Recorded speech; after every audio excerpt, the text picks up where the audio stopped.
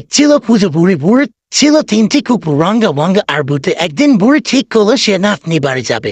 তাই রঙ্গা বঙ্গার ভুতুতে দেখে বললো, তোরা বাড়ি পাহাড় দে, আমি নাতনিকে দেখে আসি। কুকুর তিনটি বললো আচ্ছা। বুড়ি রওনা হলো, লাঠি টুকটুক করে খুঁজে বুড়ি চললো। খানিক দূরে যেতেই এক শিয়ালের সঙ্গে বুড়ি দেখায়। শিয়াল বলল, আমার খুব খিদে বুড়ি, তোমাকে আমি খাবো। বুড়ি বলল, আমাকে এখন খেও না, আমার গায়ে কি মাংস আছে, আগে নাতনি বাড়ি যাই, খেয়ে দে মোটু তাজা হয়ে আসি, তখন বরং খেও। শিয়াল বলল, আচ্ছা ঠিক আছে, যাও মোটু তাজা হয়ে এসো। বুড়ি লাঠি টুকটুক করে সামনে এগিয়ে চললো। হঠাৎ এক বাঘ সামনে এসে বলল, হালুম বুড়ি, তোমাকে আমি খাবো, আমার খুব খিদে পেয়েছে। বুড়ি বলল, এই তো মহা মুশকিল, বাঘ কেউ সে আগের কথা বলল।